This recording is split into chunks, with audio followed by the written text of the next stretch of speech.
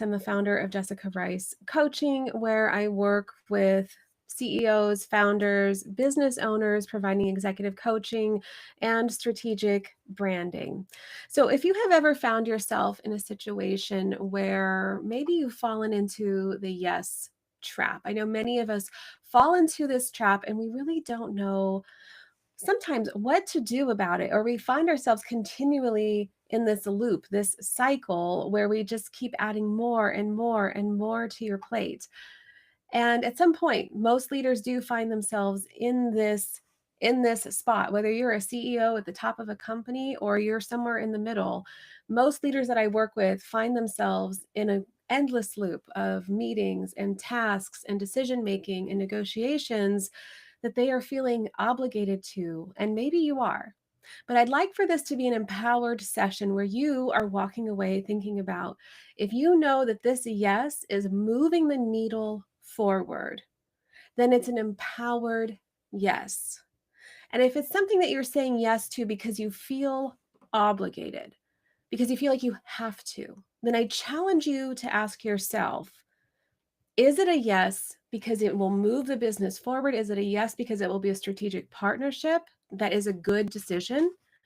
Or is it a yes out of guilt? Many times we fall into guilt even unknowingly. So if you found yourself maybe frazzled, maybe a little bit burnt out, maybe struggling with brain fog, I would challenge you to ask yourself, are you saying yes maybe too many times? Are there too many things on your plate that are impacting your decision-making abilities?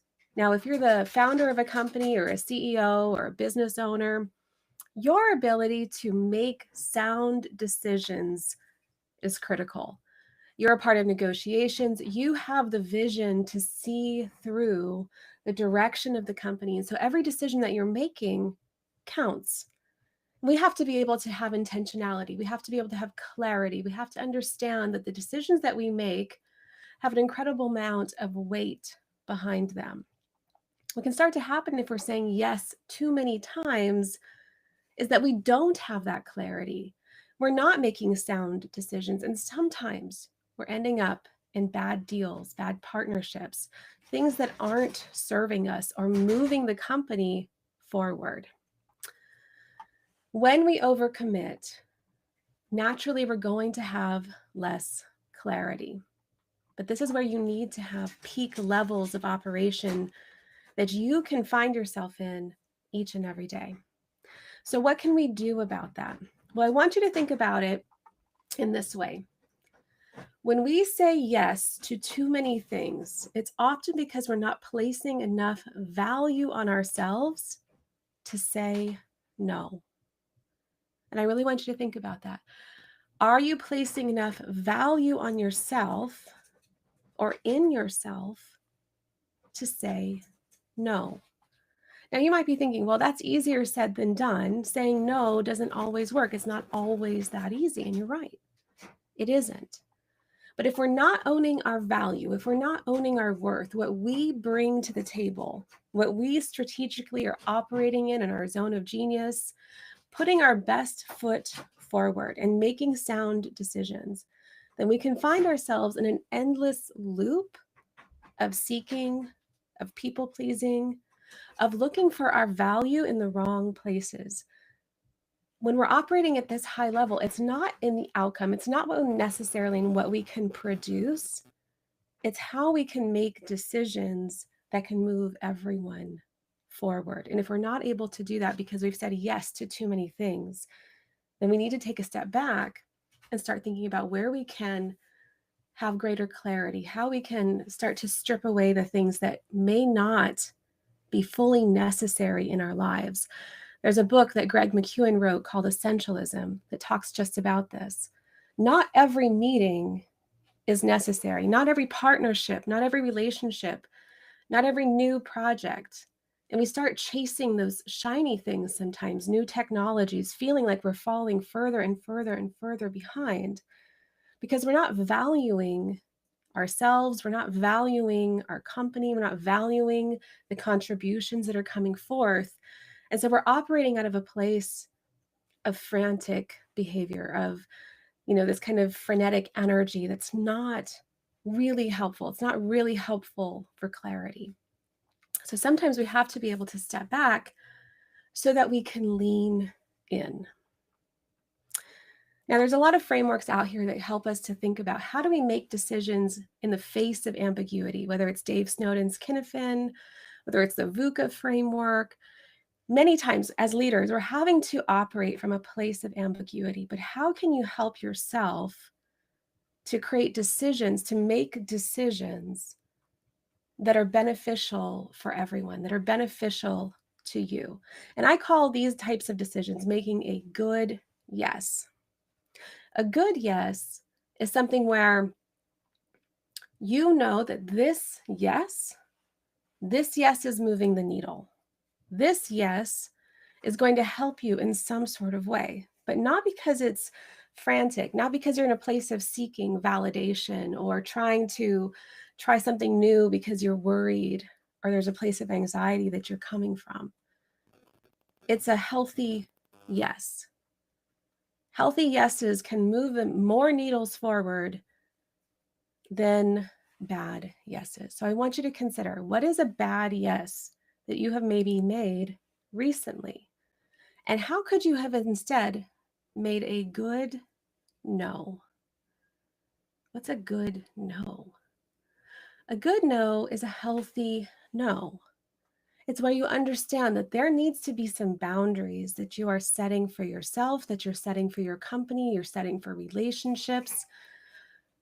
Good no's often lead to better yeses. I'm sure you've heard the phrase, when you're saying yes to everything, you're saying no to something else. So if you're not considering your priorities, when you're saying yes to too many things, what are you sacrificing? Is it time? Is it energy? Is it your team? Is it your company? Is it your ability to truly zero in on the things that are going to be mattering the most? Or are you spreading yourself or your company too thin? When we're making decisions and we're operating out of a place of lack, many times we're making bad yeses instead of making good no's. Now, how do we say good no's? That can be really challenging sometimes, especially if you struggle with value, understanding your strengths, where you're coming in from, where you're operating from, and what it is that you need. What do you need as a leader to make the types of decisions necessary for your company, for your team, and for yourself? Many times we forget ourselves. We put ourselves on the back burner. We put ourselves last, thinking that we don't have an option. But only you have the autonomy to make a decision that's going to truly matter. And you have the autonomy to say no. And you can say it in such a way where you're not burning bridges. Many times, people who burn bridges in the way that they say no is because they don't have the self-confidence to say no. They don't understand the value that they bring. They haven't been able to set up those healthy boundaries for themselves, those professional boundaries. And so the way that they say no inadvertently creates the problems that they were trying to avoid. I've been able to turn down people with the very best no's, where they actually came back and gave me a compliment and said, I have never been turned down and felt so happy before in my life. Because you don't have to say no and be mean or rude or discount another, whether it's a partnership or a relationship or whatever that is and whatever that looks like for you. When you're strategic, when you understand your boundaries, your value, your worth, it no longer is about you trying to impress or please or upset or all of the types of things that start to take place in our mind when we're thinking about saying no. Coming from an empowered place means that you can say a healthy no without destroying a relationship. And oftentimes it's easier to revisit a healthy no or recover from a healthy no than it is a bad yes. When I first started out in my business, so I left corporate. I had been leading an engineering team. We were making really a lot of decisions, and I thought I knew what I needed to do in order to create healthy boundaries for myself. But when I stepped into business, there were things, there were situations and decisions that I was responsible for, and I panicked. There was this frantic moment that I thought, oh my gosh, I'm not going to make it. And so I started looking for other ways, other partnerships, other ways that I could start to grow my business. Now, there's healthy partnerships and there's non healthy partnerships. And because I was in this place of panic, I stopped recognizing my own worth and my own value, and also what it is that I really wanted. Why did I step into business? Why did I step into leadership? What did I stand for? And so I ended up entering a partnership that cost me $10,000, and I lost it. And I lost it because I wasn't paying attention to the finer details. I wasn't paying attention, number one, to the cues, the signs that it could be a bad deal. I wasn't, thinking of with discernment or intentionality. I was really coming from a place of lack, a place of worry, of anxiety, and not recognizing myself in that process. That was a very painful and expensive mistake on my part that I had to eat. And it was hard because there was legal and things involved. And at the end of the day, nothing, they just fell flat. So, what types of expensive yeses are you making when you're saying too many? You're spreading yourself thin. You are lacking the decision making ability because you haven't set the appropriate boundaries for yourself in place. It is most important the higher up that you go within a company or an organization, or if you're leading your own company, to be able to make decisions that are best, not only for your bottom line, but for you. Because you're ultimately the person who has to be able to think clearly, to be operating and, having the wherewithal, the mindset to make a decision, and the confidence to say no. So I have this framework that I wanted to share with you. It's called the Bold Boundaries Framework. And we wanted to create this so that you can have something simple to remind you when you're about to make a decision or to consider for yourself, where are some areas that I can start to say no in my life? Where are some areas where I can start to say, I need to prioritize this over this? Who else can step into my place here? Who else can step into these shoes? Where can I delegate, or where can I delete, right? There's those 4 Ds. But where can you start simplifying? Essentialism is a real key when it comes to thinking about strategic decisions and strategic direction. It means operating at a higher level, knowing that the decisions that you make have more impact than you going into the depths of anything and trying to do other people's roles.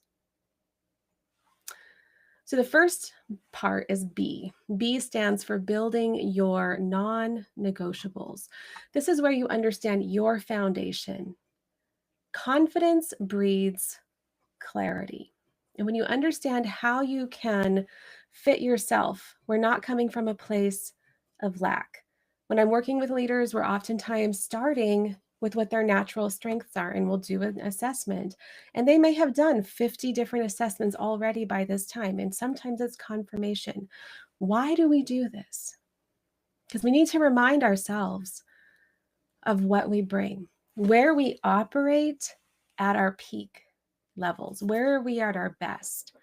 If we're spending too much time thinking about where we're operating in our areas of lack or our quote unquote weaknesses, or you can call it free traits, if you're focusing too much time in those areas, you're not spending enough time refining and improving and emboldening yourself in the areas where you already excel.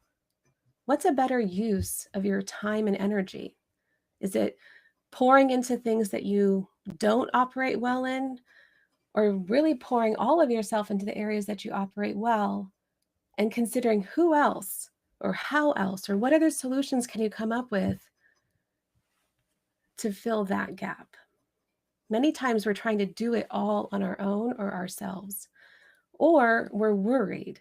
We're worried because others see this as a weakness, when really this is our strength and we should be focusing on that.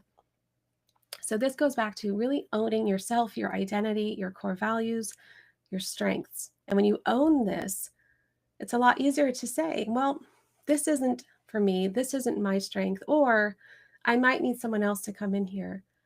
But for right now, it might be a no, because this I know, this is where I operate best. And if it's negotiations or partnerships or deals that you're making, really consider for yourself, is your ability to lead effectively, is it coming from a place of strength? I mean, most often, if we're leading effectively, it is. So really ask yourself some of those questions. The second part is own the conversation. So communication, boundaries, there are aligned tools. If you can get in front of it rather than avoiding it, it's always going to be better. So if you can see early on that this partnership or this relationship or this technology might not be a good fit, empower yourself to question it.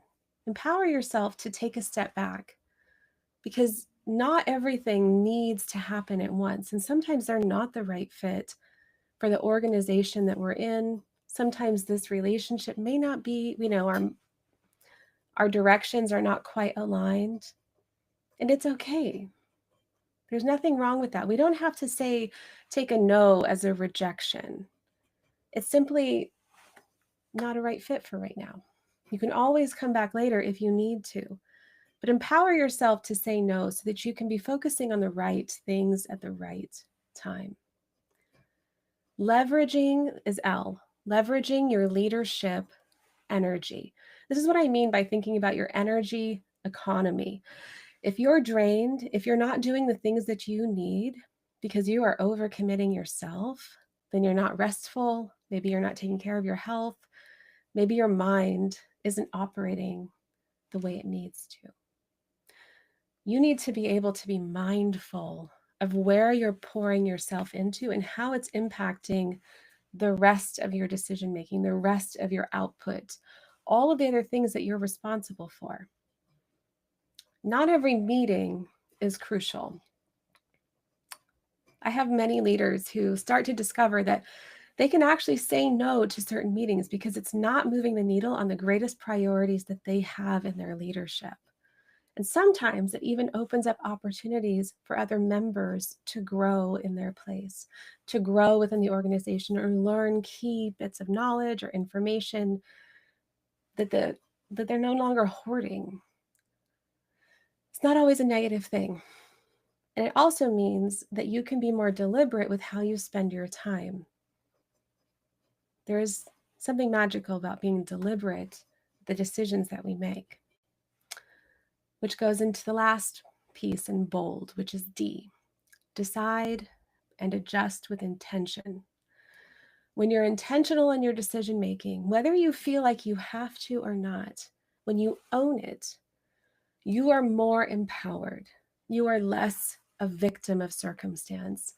And you know that intentionally, even if it is stretching you a little bit thin, that you're doing it for a reason. The biggest challenge that I think that we face sometimes is that we have decisions and we're stretched thin because we feel like we have to, which is a very unempowered place to be operating from. And when we don't feel empowered, we're not making sound decisions. It impacts the rest of our ability to lead with confidence, communicate with confidence, say no with confidence. And therefore, we have passive aggressive behaviors and different things that start to come up because we're not leading with intentionality. When you are leading from your core values, from your core strengths, and you're knowing who you are and what you bring, there's a greater level of strength that you bring to your leadership, that you bring to your organization and your company. And there's greater clarity with the decisions that you're making strategically and with the vision in mind. and what this is true for, whether it's your company or the trajectory of your life, your legacy, the things that you're building. So if you're operating out of a place of being frantic, oftentimes we're not making good decisions and we're not setting appropriate boundaries in place.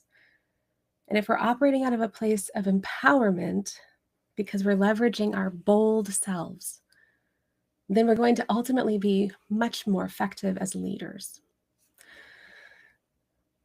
So really consider for yourself, what is important for you as a leader? How can you start to set healthy boundaries for yourself? How can you start to own your value, your worth, and operate from a place of empowerment and confidence in what you bring to the table? And if you have a no, understand that no's don't mean bad things. It just simply means that you're questioning whether it's a valid decision to move forward with. And if it feels aligned, then you can make a good and a healthy yes.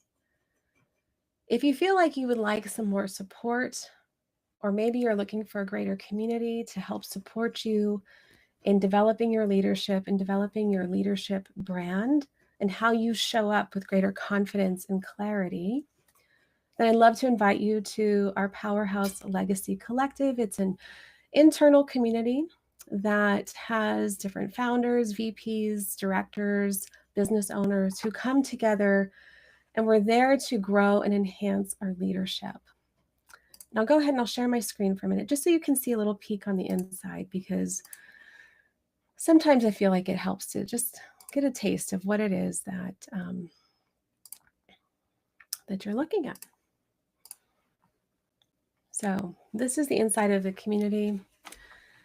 We have a leadership lounge where you can drop your insights, ask questions. We have a library in here of various books that are helpful in terms of leadership, influence, decision making.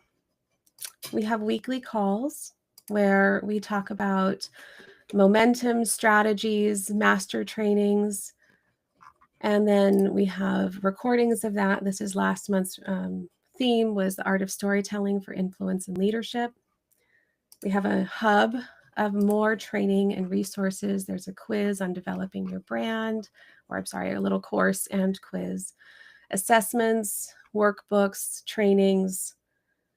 And then we also have an inspirational hub of different videos and things that help to motivate you or help you to think or learn differently about the type of leadership. For a limited time until the end of the month, we're going to be also offering the Powerhouse Vault, where you can have access to all of the past trainings. That will be ending at the end of the month, where the price is going up. So if this is of interest to you and you're looking for additional support, then I want to invite you to come join us inside of the collective. It's a very private community. It's very exclusive and closed off. And we did that for a reason, so that we can own the content and that we can own the conversations and not have other social media involved with that. So if you're interested or you have questions, you can reach out to me. Right now, the founder price is $67 a month, which I think is a really incredible value considering everything that we do inside of the community. It also starts you off with an initial coaching call where we can talk about your goals and really cater the community toward what it is that you're after, so that we can direct you to the right resources, the right materials, and we can also tailor some of the content for you specifically. So go ahead, reach out to me. You can also just go learn more at powerhouselegacycollective.com. I'll put a link into the comments below as well. But I want you to consider for yourself, what's most important to you as a leader? Because at the end of the day, that's what counts. What type of leader that you want to be? How do you want to show up? What do you want to be remembered for? What's the impact that ultimately you're wanting to make in your leadership? Because sometimes when we start operating out of all of these other places of uncertainty or fear or anxiety, we're not really operating in this leadership style that we want to be. And if you want to know how to move into leadership styles that you feel proud of, that you feel like you can inspire and influence and engage, that's where the community can really help you. But ask yourself, what type of leader do I want to be? And how do I want to show up each and every day from a place of empowerment, where I know that the yeses that I'm making are intentional and moving me forward, and the no's that I'm making are for a very good reason. And it doesn't necessarily mean it's a negative reason. It just means not right now. I have other priorities. I have other things on my mind or that I have to take care of or other responsibilities. And energetically, you have to be willing and able to show up for yourself first before you can show up and effectively lead anyone else. So thanks so much for joining me today. If you want to register for Powerhouse Sessions and receive your free executive audit, go ahead and go over to powerhousesessions.com. There you can register. You can receive notifications for new trainings that are coming out live. You can also watch them live there, as well as receive new workbooks, new materials that come out here and there.